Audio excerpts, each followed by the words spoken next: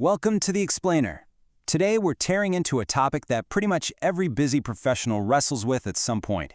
Yep, we are talking about overthinking.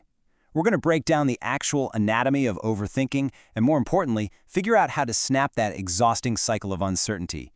If you're someone who constantly replays meetings in your head, gets totally paralyzed trying to anticipate every single possible outcome of a project, or spends 20 minutes agonizing over whether to sign off an email with best regards, well, this explainer is exactly for you. We're going to frame overthinking not as some sort of personal failure or character flaw, but as a mechanical cycle. Think of it as mental software that you can actually understand and ultimately override. Let's get right into it. First things first, let's shatter a massive misconception right out of the gate. You don't overthink because you're weak. In high-pressure professional environments, there's this nasty stigma that overanalyzing a situation means you lack confidence, or maybe you just aren't decisive enough. Well, the source material completely rejects that idea. Instead, it clearly states that overthinking is actually a direct psychological response. It's just your brain's way of trying to manage fear, process a lack of control, and deal with uncertainty. So it's absolutely not a weakness. It's literally a defense mechanism kicking into overdrive. Right. So if it isn't a sign of weakness or a lack of capability, why do you do it? Why do highly competent, incredibly driven people suddenly find themselves totally paralyzed by their own thoughts at 2 in the morning? Let's look under the hood and see exactly how your brain processes a lack of control. Section 1. Your brain on uncertainty. Okay, so think of your brain not as this perfect rational thinker, but more like an operating system. It's a predictive machine. The source material outlines 3 fundamental truths about this system. First up, your brain is designed to predict outcomes. Its absolute main job is to keep you safe and successful by knowing exactly what's going to happen next. Second, because of that exact design, it absolutely hates uncertainty. To your brain, uncertainty means missing data, and missing data translates directly to risk. And third, when it cannot predict a clear outcome, it starts creating multiple scenarios. That is the literal definition of overthinking. It's simply your brain running endless, exhausting simulations because it doesn't have the hard data to make one single clear prediction. But here's where the system gets kind of glitchy. Psychology points to something called negativity bias. This is the tendency for your brain to focus way more on negative possibilities than positive ones. In direct executive terms, you can view this as a really aggressive risk management protocol.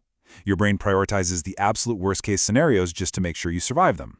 But in a modern professional context, this mechanism causes even tiny problems to feel exponentially bigger. A slightly delayed response to an email doesn't just mean a client is busy. Nope, your negativity bias immediately simulates a scenario where you somehow lost the entire account. Which brings us to our next core concept. Section 2. The illusion of control. Because of past experiences, maybe you failed at a project before or got professionally blindsided, your brain kicks into high gear. You throw up a mental shield, telling yourself that by thinking through every single angle, you're protecting yourself and actively solving a problem. And honestly, it feels highly productive, but the reality is a mental tornado. What you're actually doing is creating immense mental exhaustion. Overthinking gives you the illusion of control, this feeling that you're solving the issue, but in reality, zero action is being taken. You're just staying stuck in a loop. Overthinking does not equal problem solving. It equals paralysis. So how do we finally step out of this loop? Section 3. Breaking the cycle. The source material lays out 3 direct, actionable steps to manually override this software. Step 1. Write your thoughts down. Seriously, stop keeping them all bottled up in your head. Getting them on paper forces your brain to stop simulating and start processing concrete data. Step 2. Focus on action, not prediction. You cannot predict the market, and you definitely can't predict a client's mood. Instead, ask yourself, what is the single next physical action I can take right now? And step 3, accept that not everything can be controlled. Releasing the need to control the uncontrollable immediately shuts down that worst-case scenario generator in your mind. I want to wrap up this explainer with an incredibly powerful reframing from the text. Overthinking doesn't mean you think too much. It means you trust your thoughts more than reality. Those endless scenarios your negativity bias is constantly churning out, they're just simulations, nothing more. So the big question I want to leave you with today is this. The next time you find yourself totally stuck in a mental loop, are you going to trust the terrifying scenarios your brain is predicting, or are you going to trust the reality of the actions you can take right now?